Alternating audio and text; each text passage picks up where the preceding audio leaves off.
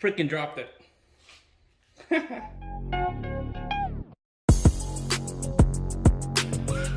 Alright guys, here we go. H22 Honda Prelude. We'll be taking out this crank here because the part finally came in. The parts for the main bearings. But first, we had to deal with this flywheel. There's new parts came in for this flywheel replacement. Can't wait to show you guys, to unbox that. Show you how to install. We'll be taking out this flywheel bolts. Take out the flywheel and this housing on the front right here. Take this out. Piston rod caps. Taking those out so that this crank right here will pop out and we'll install our brand new bearings. Alright, let's get started. Alright, we're just gonna crack this thing loose and then we'll zip them off with the impact.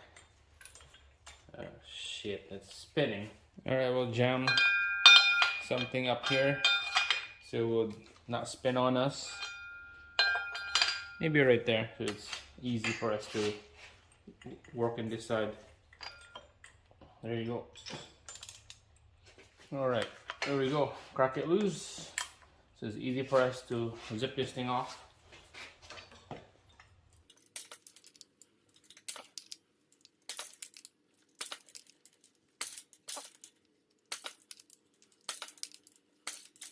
Alright, it's loose.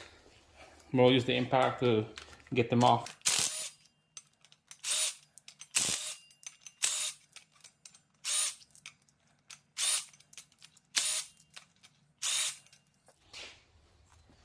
See, on this jobber aftermarket flywheel, there's a pilot bearing here.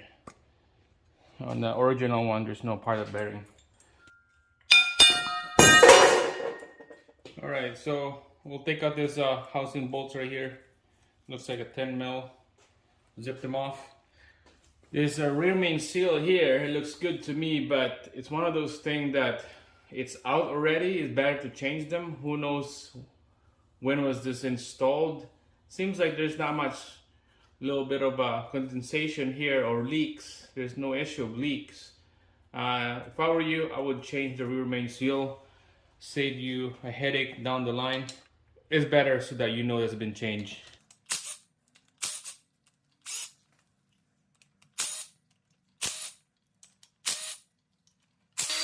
On my previous video on the Honda Prelude, the gray one, I did this already on the other video.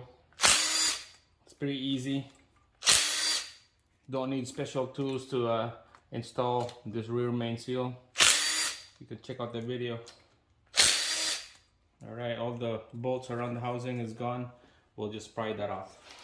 Alright, so there's a little tabs right here, sitting here and here, where you put your pry bar and pry it off.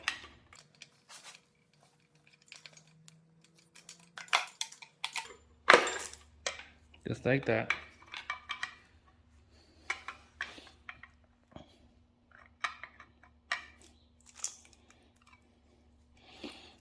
All right. This is really good. There's not much silicone gasket around it. Some people, they go crazy with silicone gasket. So this is nice, easy to clean. We're gonna pop this rear main seal out, put a brand new one. All right, so this crank is exposed. Take out the caps right here and pull the crank out. Alright guys, just to be safe, I'm gonna put this whole block to the engine stand here. I don't wanna hang it on the chain. So we're just gonna put this bracket back on here and then we'll put it on the stand.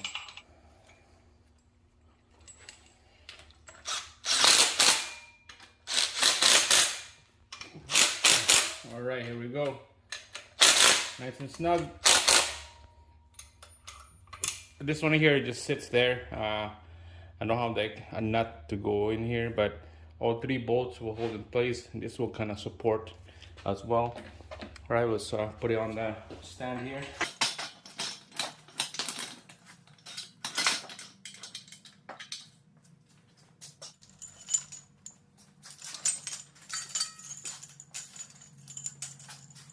All right guys, line up all the cam caps right here facing forward so it's easy to take them off. So I'll just use 12 points, 11 mil.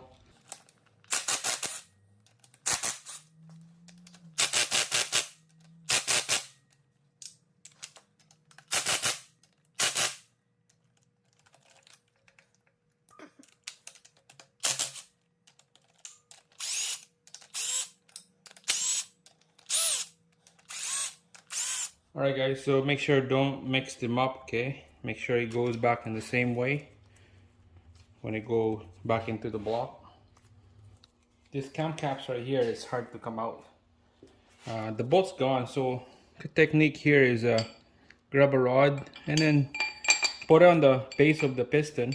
We're gonna push the piston down so this caps right here will release. Give a little bit of a tap. There you go, see how easy that is? Just gonna keep doing that for all the piston here.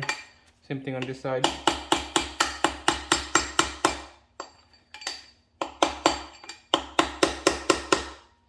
It has to be straight down so that it's easy to pull this thing out.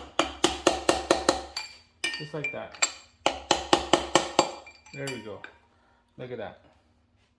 And same thing as this other side right here.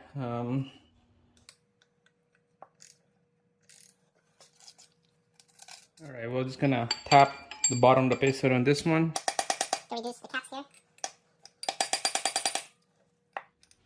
Alright guys, so this crank is ready to come out. There we go. Just like that.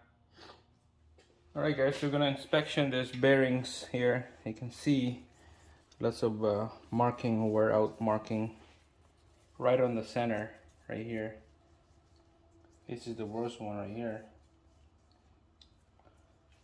And I just noticed that the thrust bearing, the one that goes to the flywheel side, look at that. That's a lot of wear. This one is okay. This one got lots of wear because of the force of the clutch is going this way, that pushing the crank bearing forward, and that's a lot of friction here that looks like it's just wore out. Definitely need a new one. Definitely. It used to be like this. Now that's how it looked like now. Lots of force on that thing. So we're gonna get a brand new one of these. And here's the new high performance engine bearing by Kings. So got it online.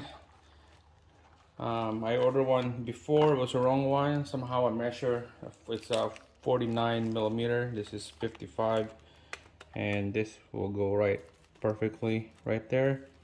This is the performance one. See, it's black, solid. It'll do the job. So, but first, I'm gonna order this, and then we're gonna start installing all the bearings back in.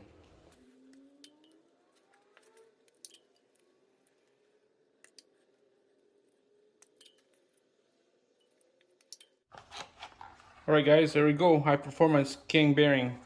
Part number right there, MB5568XP.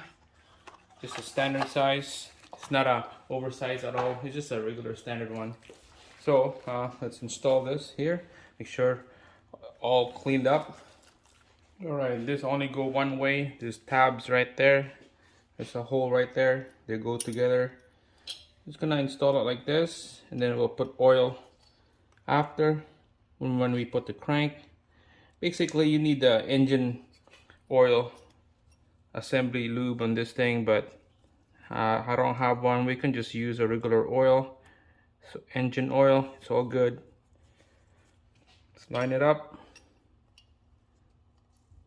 press it in, and everything should be okay. Just like that, okay? It's pretty easy. Make sure it's flush right here, just like that. Alright, so we'll put some engine oil in here for the crank to ride right on. Give a little bit of a dab in there. Ready to go. And then under rod bearings as well, put a little bit of oil. Our rod bearing is good. We're not gonna change those. Alright, so next the oil journal. Set it up here. We'll put bearings on this one. Give a good clean. And use brake cleans and clean all this off. I cleaned this already many times, so. Alright, so start installing. There's a tab right there, there's a hole right there, it goes in. This is where the oil comes out from the journal, feeds to your crank. So the hole has to be see-through, okay? Has to be see-through.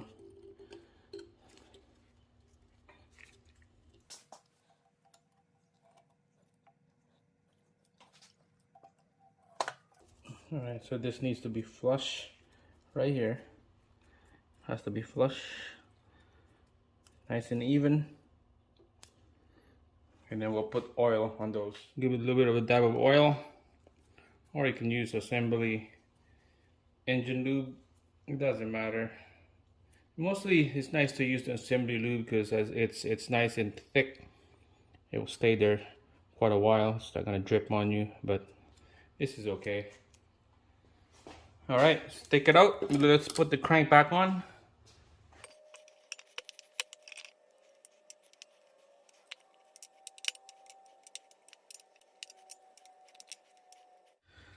All right, need to push the piston up a little bit so get this thing seated right, just like that, and then we'll work with the outside after.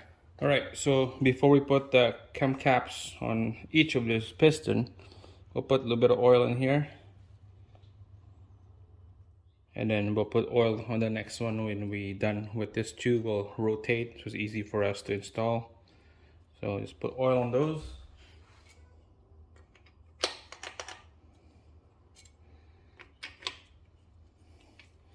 There's a marking right here. That's 3 dots right there. 2, 3 right here. 4 and 1. Those marking is facing the exhaust side, and then with no marking, like this one right here, goes in the intake side. Okay. Put the bolts in now. It's gonna hand tight it. Right, guys. So there are hand tight. We'll just gonna be working with the next one here, the number 1 and number 4 piston. So we're gonna line her up, bring the crank up like this, and we're just gonna push the piston up and guide the rod into the crank, just like that. Okay, same thing on this side. Push the piston up. There you go. Put a little bit of oil. All right, here we go. We're gonna put the caps on. Make sure you don't mix them up. And you can see number 4 right there, and then this is number 1. You can see those marking. Goes to number 4, and this is number 1. Just like that. And then hand tight on the bolts. All right, you're probably asking why I did not install the thrust washer first before the crank. I can still install this while the crank is on. Quickly show you here. You're just gonna have to like run it on this side right here. See how it goes like this, and then you spin it, and then it's installed. So you can take it out by spinning it. You need to have this pick right here, push it out, and then it will come out easy like that, just like that. So when my new part come in, it'll be easy to install. So it's pretty easy to install that truss bearing. You see how much play that is, because there's no truss bearing. Imagine you forgot to install that thing, man, it's gonna be a nightmare. This thing is ready to torque now. That will be in the next video. I don't want to get this video long. We're gonna wait for the truss bearing, torque this thing down, put the main oil journal, and then torque it down to spec, and that's it. Right, guys, thanks for watching. I'll see you again on the next one.